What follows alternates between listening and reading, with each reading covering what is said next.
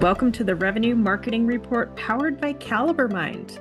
I'm your host, Camela Thompson, and today I'm joined by Vahbiz Cooper. Please tell us a little bit about yourself. Of course. Thank you for having me. I'm currently the Senior Executive of Digital Marketing here at Demandbase, and you'll catch me, crafting eye-catching designs or orchestrating our social media presence, developing influencer campaigns, reaching out to them. I take care of the entire post-production process of our podcast here at Demandbase. So, yep, and just, handling some metrics here and there and going around, hey, this is working. Hey, this is not working. So, yeah. That's a lot. And you know how this podcasting thing goes. I love it.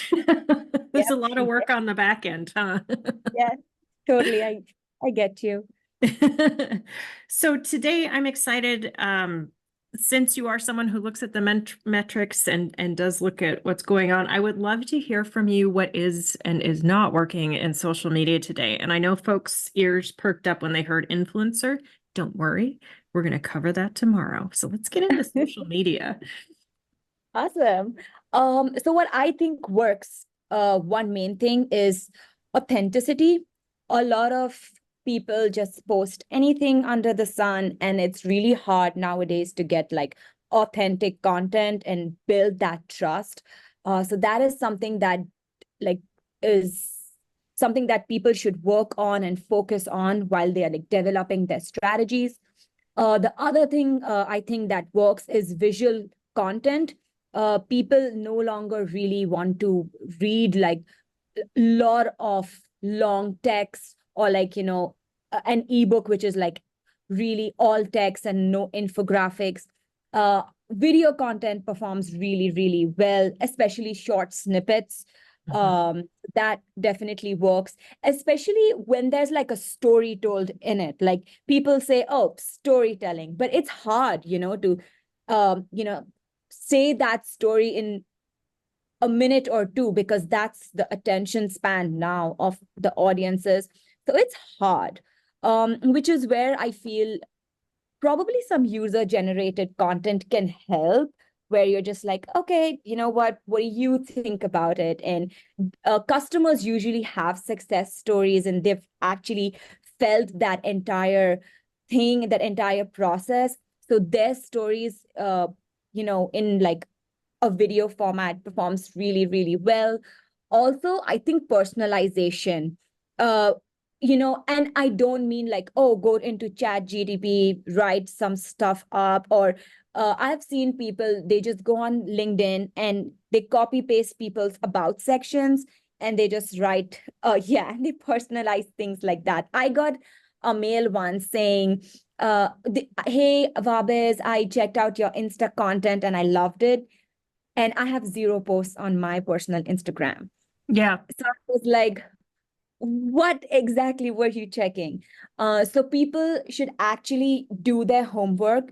It's okay to send 5 mails in a day versus, shooting out 50 mails in a day, but they should connect with your audience. Because then that's what's going to, boost the engagement and get all the business balls rolling.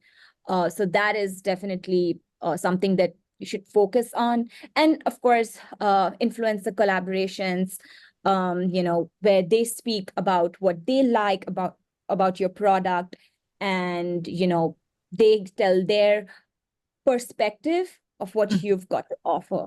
So yeah, all of these things are really important. But again, everything funneling down to authenticity. If you're just going to throw up random content, then no one's going to believe you.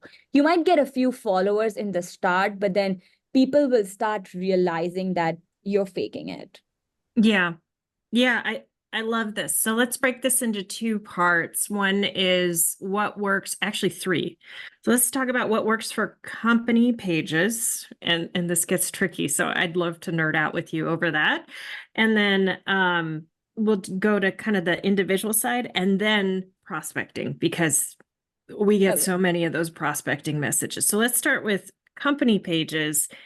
I have a lot of clients who are trying to scale up following on the company page, and let me see, how do I put this nicely? They're very hesitant to work with people within the company to represent the brand because they're afraid if that person leaves, then no one will pay attention to the brand anymore.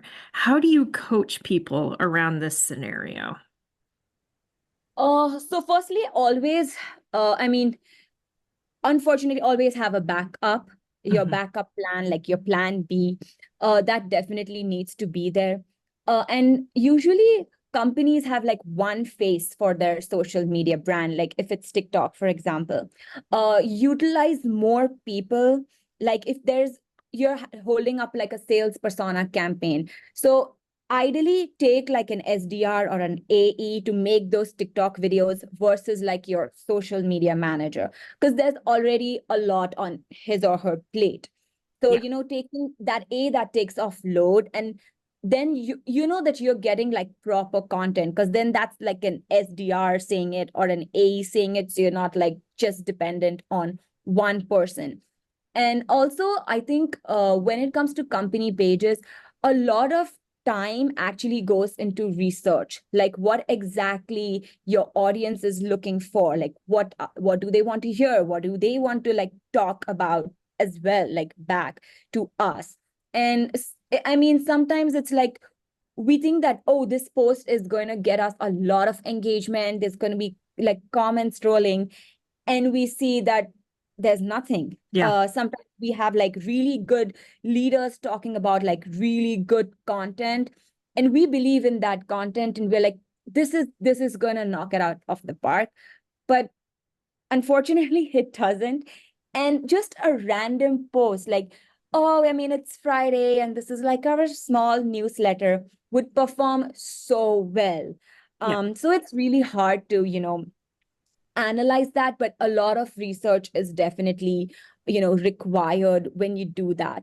And also when it comes to like company pages, I have noticed this when, people are designing carousels, there's no flow at times. It's Mm. like, hey, okay, this is our topic and these are like 5 tips, but how would you execute those? Like, I mean, I could just get these tips off like a just a Google prompt. But how are you teaching me how to execute those tips is going to be really important. And I need to have like a flow in the carousel. It's like not just random thoughts thrown in there. Those are great tips. I'd also like to know if you see this too. So usually I coach my clients be regular because the algorithm does favor that. So unfortunately on LinkedIn, even like do a meme, do a short post, do a long post, do care about the content, but be regular. Are you seeing that that does help a little bit? Oh yeah, definitely. Consistency is key, especially when it comes to company pages for sure. I understand it's hard when it's like your own personal LinkedIn. There's some days you're just like super exhausting, super exhausted just writing captions for like your company page that you just don't have that bandwidth. But yes, consistency is important. Mhm. Usually research says like 4 posts and stuff, but I mean, just keep observing what works good with your brand, Mhm. because sometimes it's like, you have good content now, but if you just push all of that out in one go, then it would be like, oh, you're like over promoting, or then you would not really have good content in the coming week.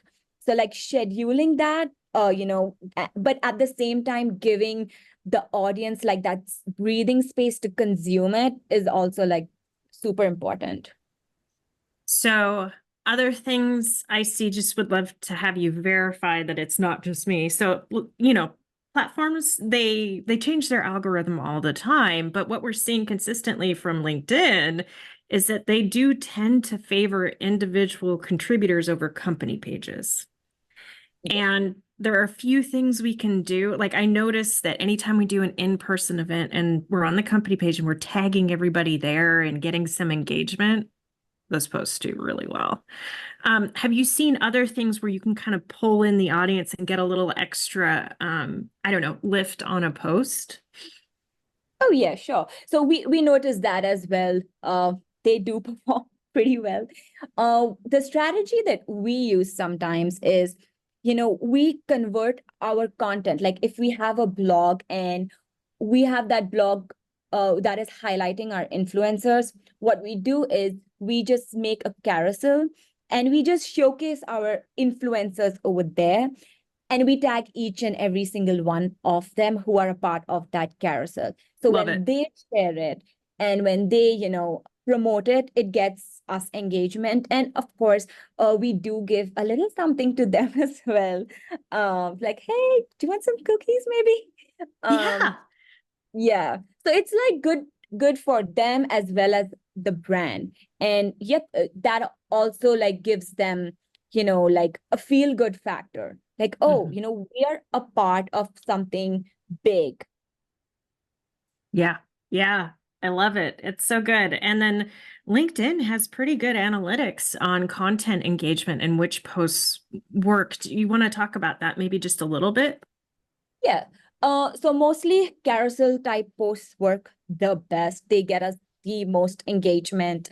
After that, videos, small audiograms, or any sort of thought leadership snippets, they work really good. And the other thing, what I've noticed is if you're making an audiogram like for promoting a podcast, I always try to leave it at like a cliffhanger note.